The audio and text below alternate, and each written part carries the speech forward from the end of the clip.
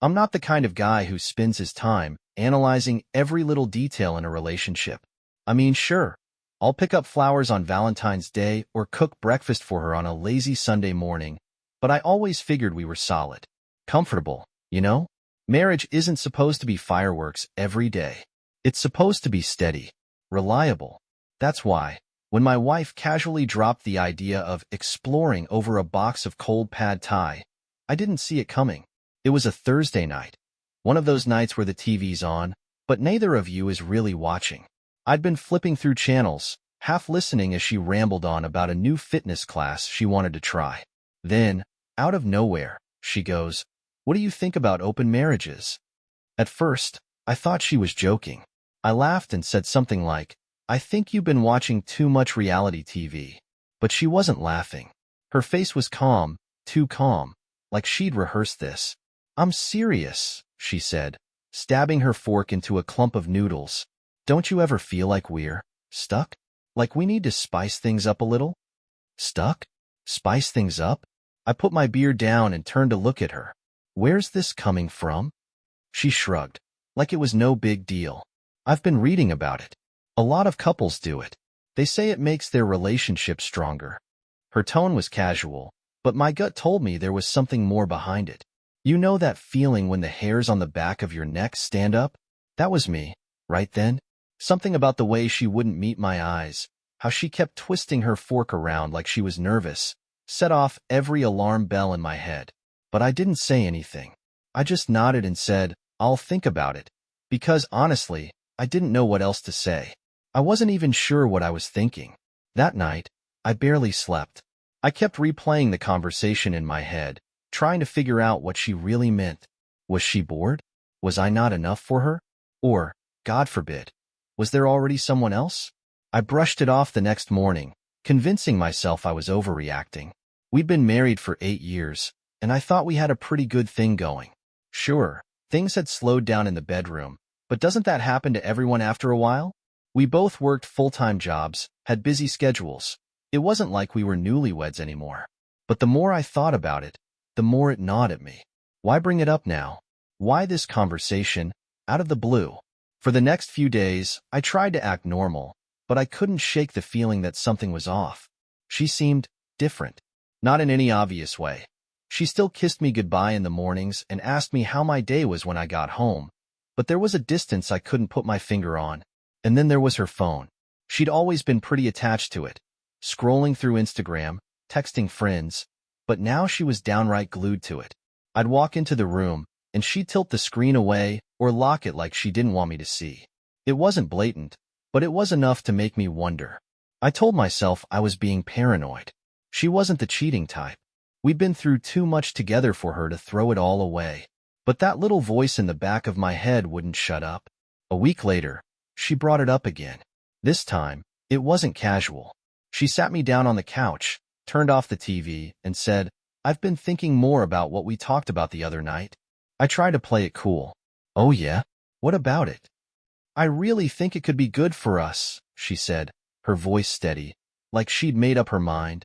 "We're great together, but I think we could be even better if we opened things up a little." It felt like she was pitching me a business deal, like she'd rehearsed every line in the mirror. I wanted to ask her why she was so gung-ho about this all of a sudden. I wanted to tell her it felt like she was hiding something. But instead, I just sat there, nodding like an idiot, because part of me was scared to know the truth. Looking back, I wish I'd trusted my gut. I wish I'd asked the hard questions right then and there. But I didn't. I let her convince me it was just an idea she'd been thinking about, that it wasn't a big deal. It was a big deal. I just didn't know it yet. That night, lying in bed next to her, I felt more alone than I ever had in my life. It was like there was this invisible wall between us, and no matter how hard I tried, I couldn't break through. I didn't know it then, but that conversation was the beginning of the end. It was the first crack in the foundation of our marriage. And once a crack starts, it doesn't take long for the whole thing to come crashing down. I never thought I'd be the kind of guy to even consider something like an open marriage. I was raised on the idea that marriage was supposed to be a team effort, two people sticking together through thick and thin. My parents weren't perfect, but they made it work, and that always stuck with me. So, When my wife brought up the idea, I wasn't just surprised, I was confused. But if I'm being honest, there was a part of me that didn't hate it. I mean, after years of the same routines, date nights that felt more like errands, conversations that revolved around grocery lists and bills, there was this tiny voice in the back of my mind that wondered if she might have a point. Maybe this was the kind of shake-up we needed. Maybe it could even bring us closer. At least, that's what I told myself at first. The problem was how she framed it. When I pressed her for details, like what she was hoping to get out of it or how it was supposed to work, her answers were vague. She'd say things like, "It's just something I've been thinking about," or, "I think it could be good for both of us." But the way her eyes darted around when I asked pointed questions told me there was more she wasn't saying. I tried to shrug it off. After all, this was my wife, the woman I'd built a life with. She wouldn't be bringing this up unless she thought it could actually help us, right? Still, I couldn't shake the unease that settled in my chest every time the conversation came up. It felt like standing on the edge of a cliff, trying to convince myself that the fall wouldn't kill me. The first time I really let myself consider the possibility, I was driving home from work. It had been a long day, one of those days where every little thing goes wrong. And the thought of coming home to this latest curveball didn't exactly fill me with excitement. But as I sat in traffic, my mind wandered. What if we tried it? I thought about the freedom it could bring, the chance to break out of the rut we'd been in for years. Maybe it wasn't such a crazy idea.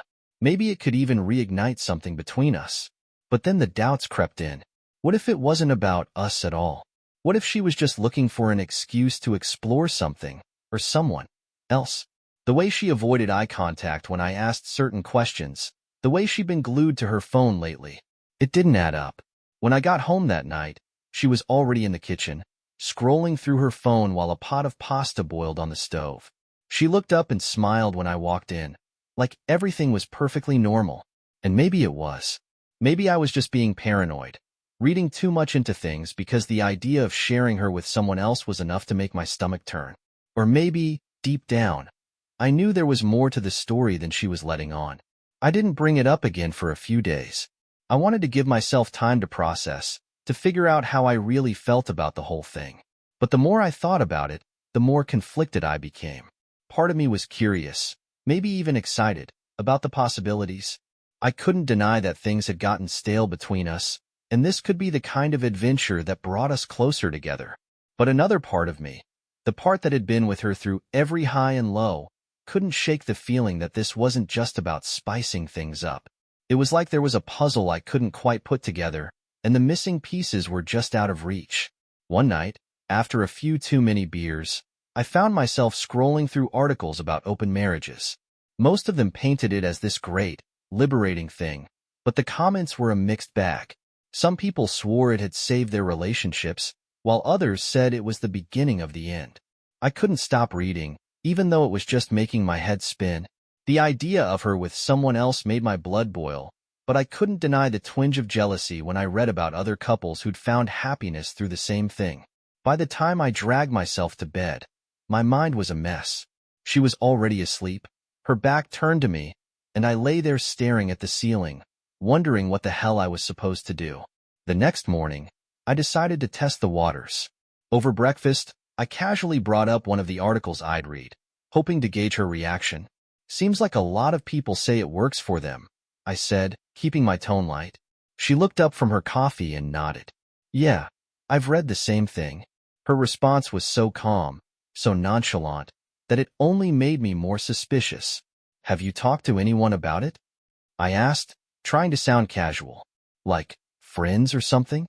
She hesitated for a split second, just long enough for me to notice, before shaking her head. "No, not really." "Why?" "No reason," I said, forcing a smile. But I didn't believe her. I couldn't put my finger on it, but something about the way she answered felt off, like she was hiding something. The rest of the day passed in a blur, but the unease lingered. I tried to focus on work, on the mountain of emails piling up in my inbox, but my mind kept drifting back to that conversation. By the time I got home, I was exhausted, mentally and emotionally, and I still didn't have any answers. That night, as I lay in bed listening to her breathing, I realized I was stuck between two impossible choices. I could trust her, take her at her word, and hope that this experiment really was about strengthening our marriage. Or I could keep digging, risk uncovering something I wasn't ready to face, and possibly destroy everything we'd built. Neither option felt right, but I knew I couldn't stay in limbo forever. The problem was, no matter which path I chose, I had a sinking feeling that nothing would ever be the same again. When my wife and I finally sat down to hammer out the so-called rules of this open marriage idea, it felt less like a heart-to-heart between partners and more like I was signing some sort of contract under duress. She had a notebook, an actual notebook, where she jotted down ideas, bullet points, and examples from whatever podcasts or blogs she'd been obsessively consuming. I should have walked out right then and there. Instead, I stayed. Maybe because I didn't want to admit how far we drifted, or maybe because part of me still thought this could somehow work, that if we got the rules right, it would be okay. The main rule, she said, was total transparency. No secrets, no sneaking around. If either of us wanted to go on a date, we'd talk about it first. If we ended up in bed with someone, we'd share the details afterward. Not graphic, just enough so it didn't feel like we were hiding anything. She said it was about building trust. It sounded reasonable at the time, but now I see it for what it really was, a smokescreen. Her next rule was prioritize our relationship. That was her phrase, not mine. She kept repeating it like a mantra. We always come first, she said, as if she were reassuring herself more than me. I nodded along, trying to convince myself she meant it. But the way she insisted on it, over and over, as if saying it enough times would make it true, put me on edge. The rest of the rules were a mix of practical and ridiculous. Things like no dating close friends or coworkers, which, in hindsight, is laughable. No hooking up in our house, and always using protection. She even threw in a line about keeping dates limited to certain nights of the week, so we'd still have us time. It was all very neat and tidy on paper, like some kind of checklist for a healthy open marriage. But the more I listened, the more it felt like she'd been thinking about this for a long time. Too long, and not with me in mind. I asked her where she got all this stuff, if she'd been talking to someone or reading forums. She brushed it off, said she'd just done some research. But the way she avoided my eyes, the way her voice got just a little too high-pitched, told me she wasn't being completely honest. I didn't push it. Maybe I should have. We finished laying out the rules that night, and I tried to tell myself that this was just a bump in the road, that we'd come out stronger on the other side. But the truth is, it already felt like I was agreeing to something I didn't fully understand. Like I was signing away the parts of our marriage that mattered most. The first red flag came a week later, when she told me she had a date lined up. She said it casually, like she was telling me she'd booked a hair appointment. It's just coffee, she said. Nothing serious. I nodded, keeping my face neutral, but inside, I felt like I'd been punched in the gut. I didn't even know she'd been looking. That night, I sat on the couch scrolling through dating apps, trying to psych myself up to create a profile. I told myself it was only fair. If she was putting herself out there, I should too. But every swipe felt forced, every profile a reminder of how much I didn't want to be doing this. When her date night rolled around, I tried to play it cool. I told her to have fun, gave her a quick kiss on the cheek, and went back to pretending I wasn't falling apart inside. She left the house looking more put together than I'd seen her in months, like she was heading to a job interview instead of meeting a stranger for coffee. The hours dragged by. I tried watching TV, then switched to video games, but nothing could distract me from the gnawing anxiety in the pit of my stomach. I kept checking the clock, wondering when she'd be back, what she was doing, who she was with. When she finally came home, it was like nothing had changed. She smiled, kissed me on the forehead, and said, "It went well. He's nice." And that was it. No details, no awkwardness, just a simple "he's nice." I didn't press for more. I wasn't sure I wanted to know. The next day, I went back to the dating apps. This time, I forced myself to make a profile, to swipe right on a few people just to feel like I was in the game. But the whole thing felt hollow. I couldn't shake the feeling that she was already miles ahead of me in this experiment, that she'd been running the playbook while I was still trying to figure out the rules. Over the next few weeks, her phone became her constant companion. She'd laugh at messages that weren't from me, her face lighting up in a way I hadn't seen in years. I tried to ignore it, but every time I saw her smile at that damn screen, it felt like another crack forming in the foundation of our marriage. One night, I caught a glimpse of her screen as she typed out a message. The name at the top wasn't familiar, but the way she was smiling told me all I needed to know. I wanted to ask her about it, to demand answers, but I held back. We'd agreed to total transparency, but something about her demeanor told me she wasn't playing by the same rules. I started paying closer attention, noticing the way she'd lock her phone the second I walked into the room, the way she'd tilt the screen away when I sat down next to her. The cracks were getting bigger. Looking back, I think I knew from the start that the rules were never really about protecting our relationship. They were about giving her permission to do what she was already doing. I just wasn't ready to admit it yet. When she told me she had plans to meet someone, I played it cool. At least, I tried to. Inside, my stomach was doing somersaults, but on the outside, I nodded like it was nothing. "Good for you," I said, or something equally empty. My voice sounded calm, even to me, but the pit in my stomach was screaming that nothing about this was good. She had framed it like a casual outing. "It's just coffee," she said, like she was meeting up with an old friend. But there was something in her tone, something I couldn't quite place, that set my nerves on edge. She didn't seem nervous or conflicted. If anything, she looked excited. Excited. That word rattled around in my head for the rest of the night. I sat on the couch with a beer in one hand and the TV remote in the other, pretending to watch some random action movie, but my mind was somewhere else entirely. She'd been glowing when she told me about the date, in a way I hadn't seen in years. Not since the early days of our relationship, back when we were still figuring each other out, when every touch and every glance carried a spark. When was the last time she'd looked at me like that? The night before her date, I couldn't sleep. I lay there staring at the ceiling, listening to the sound of her breathing beside me, wondering what I'd agreed to, wondering what I'd lost. I tried to remind myself that this was my choice too, that I'd gone along with the whole open marriage idea because I thought it might help us. But in that moment, it didn't feel like a choice at all. It felt like she dragged me onto a train I wasn't ready to board, and now it was speeding down the tracks with no brakes. The day of her date, she spent an unusual amount of time getting ready. She wasn't the type to fuss over her appearance much, at least not for me. But that day, she pulled out all the stops. Makeup, hair, an outfit that was just a little too nice for casual coffee. I told myself not to read into it, but it was impossible not to. When she left, she gave me a quick kiss on the cheek and said, "I won't be late." I watched her walk out the door, feeling like a part of me was walking out with her. The hours dragged. I tried to distract myself, watched a game, played some video games, even cleaned up the kitchen, but nothing could quiet the gnawing anxiety in my chest. I kept checking the clock, each passing minute tightening the knot in my stomach. When she finally came home, it was later than she'd said it would be. Not outrageously late, but late enough to notice. And she was glowing. Her cheeks were flushed, her eyes bright, and there was this energy about her that I hadn't seen in years. It was like she'd come back from some fantastic adventure, and I was the guy waiting at home, completely clueless. She walked in and dropped her bag on the counter, casually mentioning that the date went fine. Fine. I didn't push for details. I told myself it was because I didn't want to seem jealous, but the truth was, I didn't think I could handle hearing about it. Not yet. That night, as we lay in bed, I couldn't stop replaying the moment she walked in. The way she looked, the way she sounded, the way she seemed happy.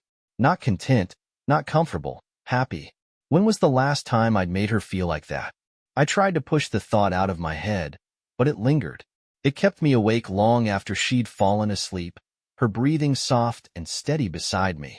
I told myself that this was just the beginning, that it was normal to feel this way at first, that things would even out once we both got used to it.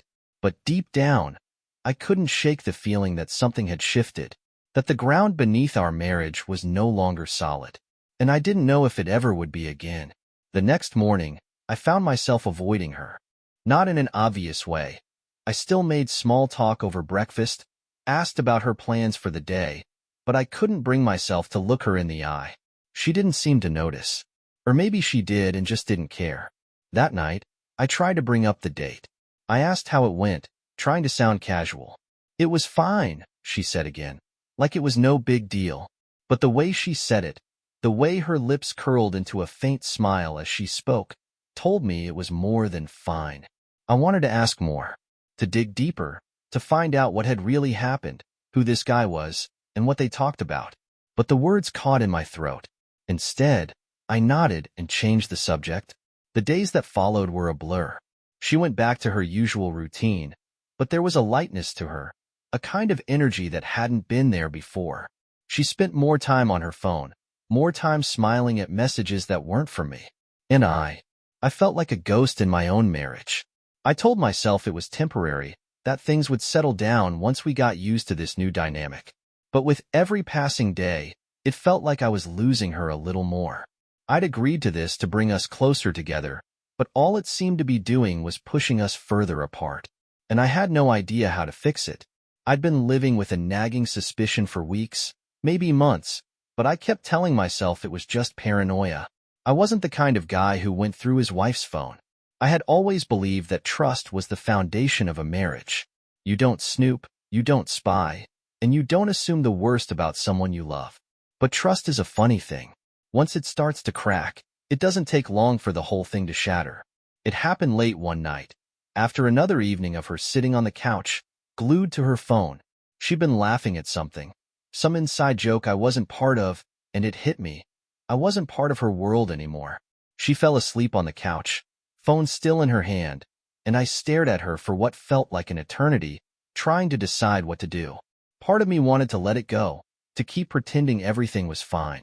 But the other part, the part that had been screaming at me for weeks, couldn't stay silent anymore. I reached for her phone, hands shaking, and unlocked it with her passcode. A combination I knew but had never dared to use. What I found wasn't just evidence of her new fling. It was months of conversations with one particular guy, a coworker. There were texts, pictures, inside jokes. He called her babe, beautiful, and my girl.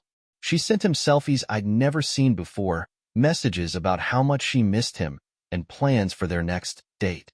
My heart dropped into my stomach. This wasn't about an open marriage. It never had been. The whole thing was a smokescreen, a way to legitimize what she was already doing behind my back.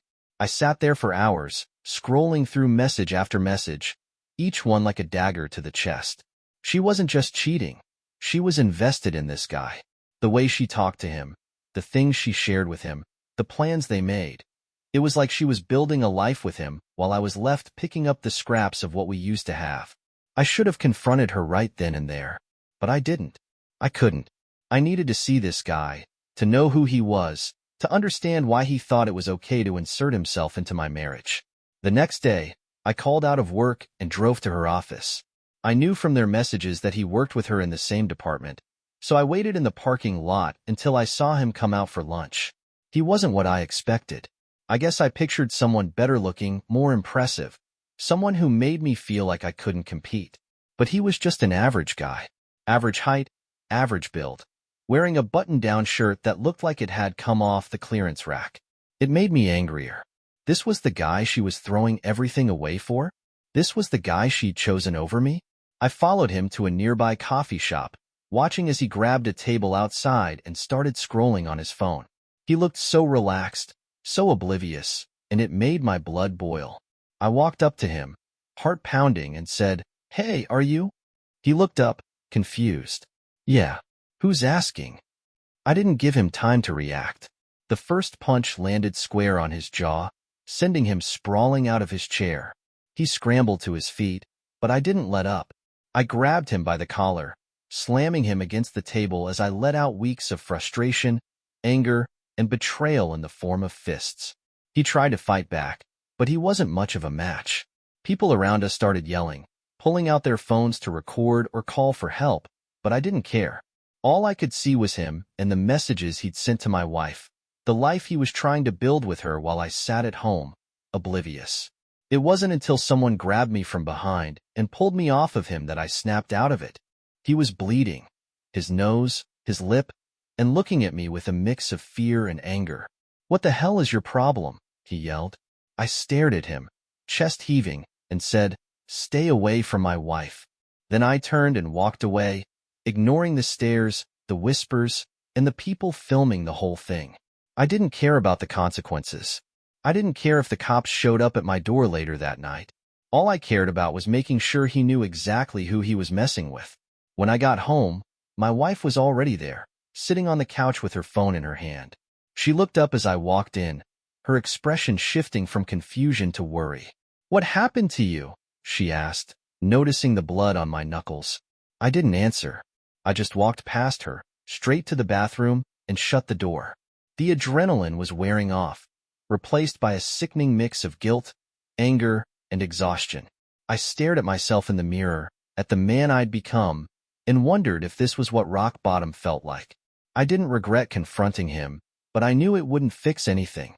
It wouldn't change the messages, the lies, or the fact that my marriage was already broken. And for the first time, I started to wonder if it was worth trying to save it all. After the fight with her coworker, I knew I couldn't avoid the inevitable any longer. The lies, the sneaking around, the open marriage charade. It was all out in the open now, whether she wanted to admit it or not. But when I walked into the living room that night and saw her sitting there, scrolling on her phone like nothing had happened, it took every ounce of self-control I had not to start yelling right then and there. I sat down across from her, staring at her until she finally looked up. "What?" she asked, her tone defensive, as if I was the one interrupting her peace. I took a deep breath, my knuckles still sore from earlier. "We need to talk."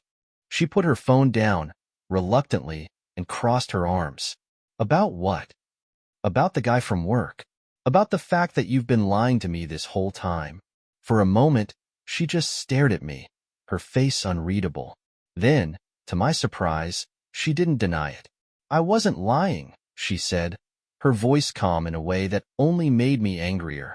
"I was trying to be honest. That's why I suggested the open marriage in the first place, so we could both get what we need without hurting each other." I couldn't believe what I was hearing. Without hurting each other? Do you even hear yourself right now? You've been cheating on me for months, and you think slapping the label of open marriage on it makes it okay? Her calm facade cracked, and she glared at me. "I wasn't cheating. I was trying to find a way to make this work. Do you have any idea how lonely I've been? How neglected I've felt? You're always working, always distracted. And when you are here, it's like you're not really present." I couldn't help but laugh, though there was nothing funny about it. "So this is my fault now? You're blaming me for your affair because I work to keep a roof over our heads?" "It's not just about work," she snapped. "It's about us. Our intimacy has been dead for years. We barely even talk anymore. I needed something more, something you weren't giving me." Her words hit me like a gut punch. I wanted to argue, to tell her she was wrong, but a part of me knew she wasn't entirely off base. Things had been rocky between us for a while, and I hadn't exactly gone out of my way to fix it. But that didn't excuse what she'd done. "I can't believe you're justifying this," I said, my voice low. "You didn't even give me a chance to fix things. You just decided to go behind my back, and then tried to dress it up as some enlightened experiment." "I wasn't trying to hurt you," she said, her tone softening. I didn't know how to talk to you about it. I thought maybe if we both explored other options, it would help us figure out what we really wanted." I shook my head, disbelief and anger swirling in my chest. What I wanted was a marriage built on trust and respect. What you wanted was an excuse to screw around without feeling guilty. "That's not fair," she said, tears welling up in her eyes. "I love you. I've always loved you. But I needed more than what we had. And honestly, I thought you did too." I couldn't take it anymore. I stood up, pacing the room as I tried to make sense of everything she was saying. She was acting like this was some kind of mutual problem, like we were both equally to blame for the mess we were in, but we weren't. "I sacrificed so much for you," I said, my voice shaking. "For us. I worked long hours to give us the life we wanted. I put up with your mood swings, your demands, your constant need for attention, because I thought we were a team. And this is how you repay me? By sneaking around with some guy from work and then blaming me for it?" "I'm not blaming you," she said, standing up to face me. "But you're not innocent in this either. You shut me out. You stopped trying. Do you even remember the last time we went on a real date? The last time you surprised me with something, anything, that made me feel special? Her words cut deep, but I wasn't about to let her turn this around on me. So your solution was to find someone else? To throw everything we've built away because you felt neglected? Do you have any idea how selfish that is? Tears streamed down her face now, but I didn't feel an ounce of sympathy. I didn't want it to end like this, she said, her voice breaking. I wanted us to find a way to be happy again. But maybe we've been broken for a long time, and neither of us wanted to admit it. Her words hung in the air like a weight, pressing down on my chest. I wanted to yell at her, to scream in rage and make her feel even a fraction of the pain she caused me. But instead, I just stood there, numb, because deep down, I knew she was right. We had been broken for a long time, and maybe I hadn't done enough to fix it. But what hurt the most wasn't the admission of our problems. It was the realization that, for her, fixing it had never been the goal. She'd given up on us long before I even knew there was a problem. I can't do this anymore, I said finally, my voice barely above a whisper. She looked at me, her eyes wide with fear. What do you mean? I mean, I'm done. I can't keep pretending this is something we can fix. You made your choice, and now I'm making mine. For the first time, I saw real regret in her eyes. But it was too late. The damage was done, and there was no going back. That night, I packed a bag and left the house. As I drove away, I felt a strange mix of emotions: anger, sadness, relief. But most of all, I felt empty. Because no matter how justified I felt in leaving, I couldn't shake the sense that I'd lost something I could never get back. After I walked out of the house that night, I thought I'd feel free. I thought leaving the chaos behind would bring some sense of relief, maybe even clarity. Instead, it just felt hollow. I moved into a small apartment across town. It wasn't much, a dingy one-bedroom with peeling paint and a kitchen that smelled faintly of burnt toast no matter how much I scrubbed, but it was mine. The silence in that place was deafening, though. After years of living with someone, even someone who'd betrayed me, the solitude felt unnatural. For the first few days, I threw myself into distractions. I binge-watched shows I hadn't cared about before, reorganized my tiny closet, and spent hours scrolling through my phone, avoiding texts from mutual friends who'd clearly heard some version of what had happened. I didn't want to explain. I didn't want their pity. But most of all, I didn't want to think about her. Of course, avoiding her was impossible. Even when she wasn't physically there, she was everywhere. In the songs on the radio, in the recipes I couldn't bring myself to cook, in the stupid inside jokes that popped into my head at random moments. I hated how much space she still occupied in my life, even after everything. And the worst part? She seemed fine. I still followed her on social media, though I knew I shouldn't. It was like picking at a scab, painful, but I couldn't stop. She posted pictures of herself out with friends, smiling like she didn't have a care in the world. Occasionally, there were glimpses of her dates.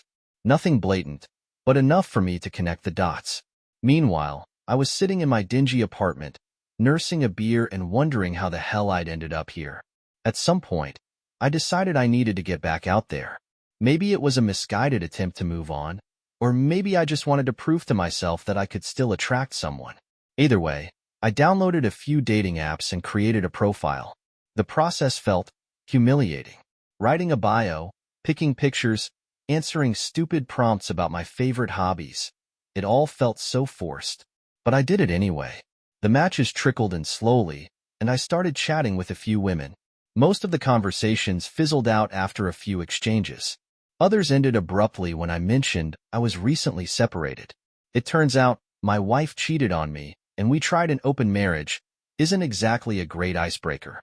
Eventually, I went on a few dates. They weren't terrible, but they weren't great either. There was Ashley, who talked nonstop about her ex and kept checking her phone during dinner. Then there was Lisa, who seemed nice enough, but made it clear she wasn't looking for anything serious.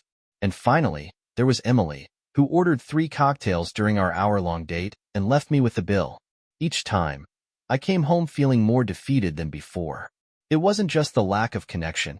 It was the realization that I didn't even know what I was looking for. I wasn't ready for another relationship, But I didn't want to be alone either. The loneliness was the hardest part. It crept in during the quiet moments, when there was no one to share my day with or laugh at my dumb jokes. It hit me when I saw couples holding hands at the grocery store or sitting together in coffee shops, lost in their own little worlds. I'd never felt more invisible. One night, after yet another failed date, I came home and collapsed on the couch, staring at the ceiling. My phone buzzed with a notification from one of the apps, but I didn't even bother checking it. For the first time, I allowed myself to really feel the weight of everything. Her betrayal, the loss of our marriage, the emptiness of starting over. I'd been running on autopilot, trying to distract myself from the pain, but it was always there, lurking beneath the surface. I missed her. As much as I hated to admit it, I missed her laugh, her smile, the way she used to hum when she was cooking. I missed the life we'd built, even if it had all fallen apart in the end. But more than that, I missed the version of myself I used to be, the guy who believed in love, who thought he'd found his forever. I knew I couldn't go back, no matter how much I wanted to. The damage was done, and there was no undoing it. But moving forward felt impossible too, like trying to navigate a maze without a map. That night, I deleted all the dating apps. I wasn't ready. Maybe I never would be. For now, all I could do was sit with the loneliness, let it wash over me, and hope that someday, somehow, it wouldn't feel so crushing. But in the back of my mind, I couldn't shake the nagging thought. If she was out there living her best life, why was I the one left picking up the pieces? Our anniversary was supposed to be a reset button. At least, that's what I'd convinced myself in the weeks leading up to it. For all the mess we'd been through, I thought maybe, just maybe, this dinner could be a chance to remember who we were before everything fell apart. 8 years of marriage deserved more than quiet bitterness and separate lives, didn't it? I made reservations at her favorite restaurant, a place we hadn't been to in years.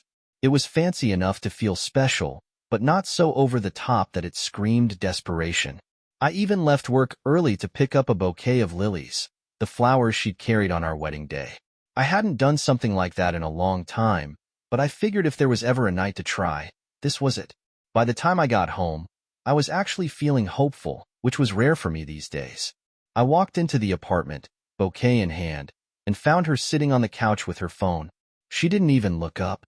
"Hey," I said, holding up the flowers like an awkward kid on prom night. "Happy anniversary." She glanced at the clock, then back at me. "Oh, right. That's tonight." I froze. "Yeah, it's tonight.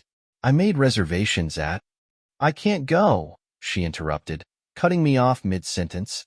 "What do you mean you can't go?" "I have plans," she said, like it was the most normal thing in the world. "Plans?" I repeated, my voice rising despite myself. "What kind of plans?" She sighed, like she was already exhausted by the conversation. "I told you about this. I'm meeting him tonight." Him. The word hit me like a punch to the gut. She didn't even bother to say his name anymore. He was just him, as if we were supposed to have some unspoken agreement that he was now a permanent fixture in her life. I stared at her, the bouquet still in my hand. "You're canceling our anniversary dinner to see him?" She shrugged, like it wasn't a big deal. "It's not like we've been doing much to celebrate the past few years anyway. I didn't think you'd care. Didn't think I'd care." I couldn't even find the words to respond. My mind was spinning, and my chest felt like it was caving in. All I could do was stand there, clutching the flowers like an idiot, while she went back to scrolling through her phone. That was the moment I realized I wasn't just losing her. I'd already lost her. I wasn't her husband anymore. I was just the guy she happened to live with, the guy she tolerated because it was easier than dealing with the logistics of a divorce. Something inside me snapped. I walked to the kitchen, grabbed a trash bag, and dumped the flowers inside. It was a stupid, petty gesture, but it felt better than doing nothing. Then I grabbed a beer from the fridge, popped the cap, and sat down at the kitchen table, staring at the wall as she got up to leave. She didn't even say goodbye. I don't know how long I sat there, but by the time I finished the beer, I'd made a decision. Enough was enough. I wasn't going to let her keep stringing me along, treating me like some background character in her life while she played house with another man. If she wanted to be with him so badly, fine. She could have him. But I wasn't sticking around to watch. That night, I started packing. I didn't have a plan yet, but I knew I couldn't stay in that apartment any longer. Every inch of it was filled with memories of a life that didn't exist anymore, a life she had thrown away without a second thought. As I shoved clothes into a suitcase, I felt a strange sense of clarity. For the first time in months, I wasn't second-guessing myself. I wasn't wondering if I could have done something differently, or if this was somehow my fault. It wasn't my fault. She made her choice, and now I was making mine. By the time she got home, I was already asleep on the couch, my packed bags hidden away in the closet. She didn't wake me up, and I didn't bother trying to talk to her the next morning. There was nothing left to say. Over the next few days, I started looking for a new place to live. It wasn't easy. Between work, packing, and trying to keep up appearances, I felt like I was running on fumes. But the thought of finally getting out kept me going. I didn't tell her I was leaving until the day the movers showed up.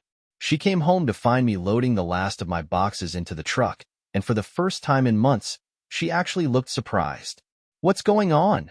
she asked, her voice tinged with confusion. "I'm leaving," I said simply. She stared at me, like she couldn't quite process the words. "You're serious?" "Yeah, I'm serious," I said. "You made your choice. Now I'm making mine." For a moment, she looked like she wanted to argue, but then she just nodded. "Okay," she said quietly, and that was it. I climbed into the truck and drove away, leaving her and all the pain she'd caused behind. It wasn't until I was halfway to my new place that the weight of everything hit me. I had no idea what came next. No roadmap, no safety net. All I had was a pile of boxes and a fresh start. But for the first time in a long time, I felt like I could breathe. I didn't know where I was going, but at least I was finally moving forward. Saying the words felt like stepping off a ledge. I want a divorce. We were sitting in the living room of our old apartment, the air thick with tension. It was the same room where we'd celebrated birthdays, hosted friends, and spent lazy Sundays binging TV shows together. But now, it felt empty, like a stage after the play has ended, with nothing left but echoes. She didn't look surprised. If anything, she seemed relieved. "Okay," she said quietly, her eyes focused on the floor. That one word hit me harder than any argument ever could. I'd expected resistance, maybe even tears. Some part of me had held on to the faint hope that she'd fight for us, that she'd say something to make me believe this wasn't the end. But she didn't. Instead, she nodded, like she'd been waiting for this moment as much as I had. I leaned back on the couch, staring at her, trying to wrap my head around how calmly she was taking it. "That's it?" I asked, my voice sharper than I intended. "You're not even going to try to save this?" She looked up then, her eyes sad but steady. "You've already made up your mind," she said. "And honestly, I think this is for the best." "The best?"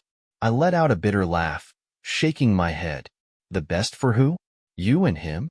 She flinched at that, but she didn't deny it. Instead, she sighed and ran a hand through her hair. "I'm sorry," she said, and for the first time, it sounded like she actually meant it. "I never wanted to hurt you.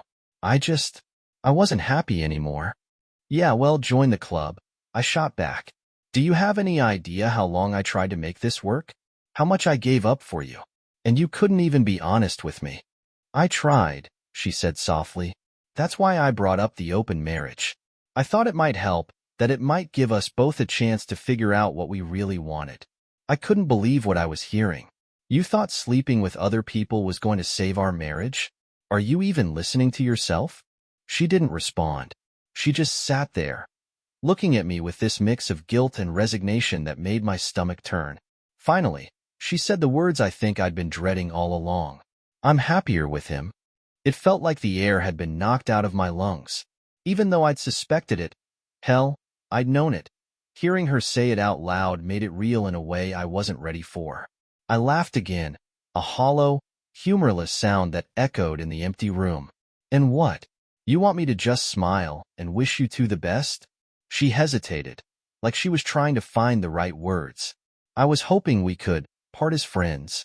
"Friends," I repeated, the word tasting bitter on my tongue.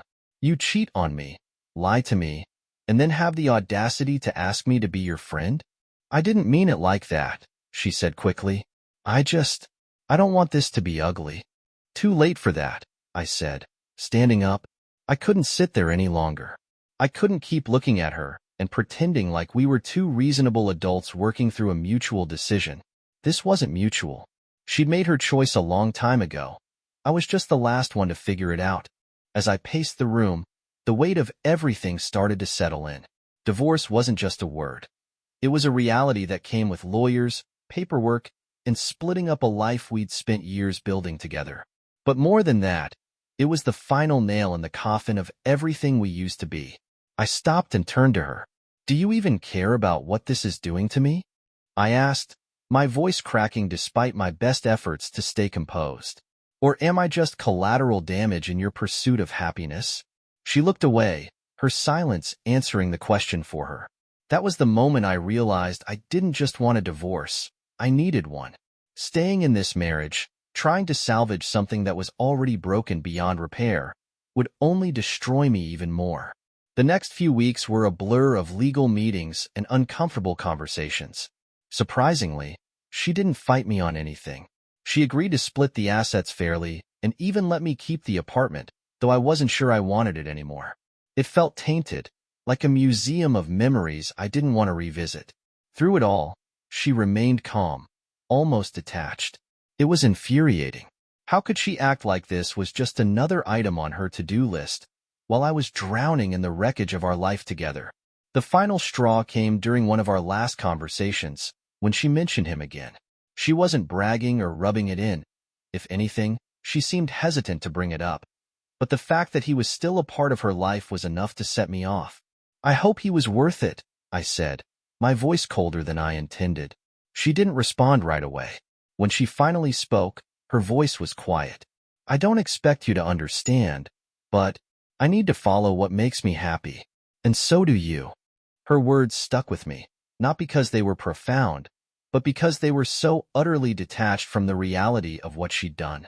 She talked about happiness like it was something you could chase without consequences, without caring who you hurt along the way. In the end, signing the divorce papers felt less like a defeat and more like a release. It was painful, sure, but it was also freeing. For the first time in months, maybe even years, I felt like I could finally start thinking about what I wanted, instead of constantly trying to keep her happy. Walking away wasn't easy, but it was necessary. I couldn't keep holding on to the illusion of a marriage that didn't exist anymore. As I handed the papers to the lawyer and walked out of the office, I felt a strange mix of emotions: sadness, anger, relief. But most of all, I felt something I hadn't felt in a long time: hope. Because even though I didn't know what came next, I knew one thing for sure. I was finally done living in her shadow.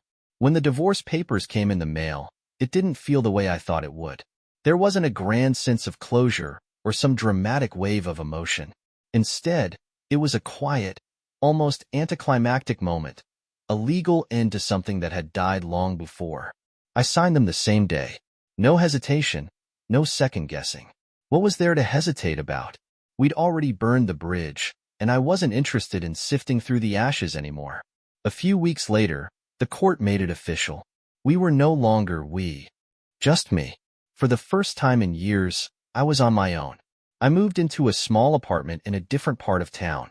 It wasn't much: one bedroom, a kitchen with outdated appliances, and a balcony that overlooked a parking lot, but it was mine. There were no memories tied to this place, no ghosts of a life that no longer existed. It was a blank slate, and that was exactly what I needed. Rebuilding my life wasn't easy. The first few weeks felt like treading water in an endless ocean. I went to work, came home, and tried to fill the silence with music or TV, but it didn't always work. There were nights when the loneliness hit hard, when I'd sit on the balcony with a beer and wonder how everything had gone so wrong. But little by little, I started to put myself back together. I joined a gym, not because I wanted some dramatic revenge body, but because I needed something to fill the empty hours. The first few sessions were brutal. My body reminded me just how long it had been since I'd done anything remotely athletic, but I stuck with it. There was something satisfying about the burn of sore muscles, the feeling of progress, no matter how small. I also started reading again, something I hadn't done in years. My nights became less about scrolling through my phone and more about getting lost in stories. Fiction, biographies, self-help books. I devoured anything that took me out of my head for a while. Socially, things were harder. Most of my friends were part of couples, and while they tried to include me, I often felt like a third wheel. I didn't blame them. It wasn't their fault my life had imploded, but it was a reminder of everything I'd lost. Still, I made an effort to reconnect with old friends, guys I hadn't seen in years. Some of those friendships were easy to pick up again, while others had faded too much to salvage. That was okay. Not everything needed to be rebuilt. The biggest hurdle was rediscovering who I was outside of the marriage. For so long, I defined myself as her husband, as one half of a partnership. Without that identity, I felt unmoored, like I was drifting without a compass. But in a strange way, that uncertainty was freeing. I could be whoever I wanted now. There were no expectations, no compromises. Just me. I started saying yes to things I'd always put off. I signed up for a cooking class, something I'd been too self-conscious to try before. I went on solo hikes, relishing the quiet and the sense of accomplishment when I reached the top of a trail. I even tried painting, though my lack of talent made it more of a comedy routine than a creative outlet. And then there was dating. At first, I avoided it entirely. The thought of putting myself out there again felt impossible. I wasn't ready, and I didn't want to use someone else as a band-aid for my own wounds. But eventually, I dipped my toes back in. I approached it differently this time. No expectations, no pressure. It wasn't about finding the one or proving anything to myself. It was about meeting new people, having new experiences, and seeing where things went. Some dates were great. Others were disasters. But through it all, I learned something important. I was okay on my own. I didn't need someone else to complete me or validate my worth. Ironically, her attempt to spice things up had given me something she never intended: freedom. Freedom to rediscover what made me happy, what made me feel alive.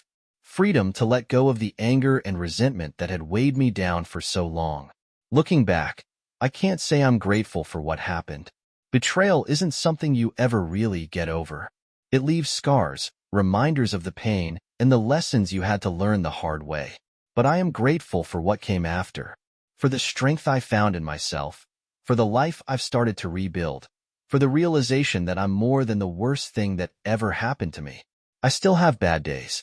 There are still moments when I think about her, about what we had and what we lost. But those moments are fewer and farther between now. I've learned to forgive, not for her sake, but for mine.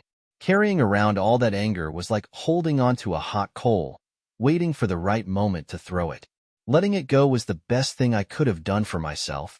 Now, when I think about the future, I feel something I haven't felt in a long time: hope. Hope that the best parts of my life aren't behind me. Hope that I can build something new, something better. I don't know what's next for me, but for the first time, that uncertainty doesn't scare me. Because I'm not just starting over, I'm finding myself again. And that's more than enough.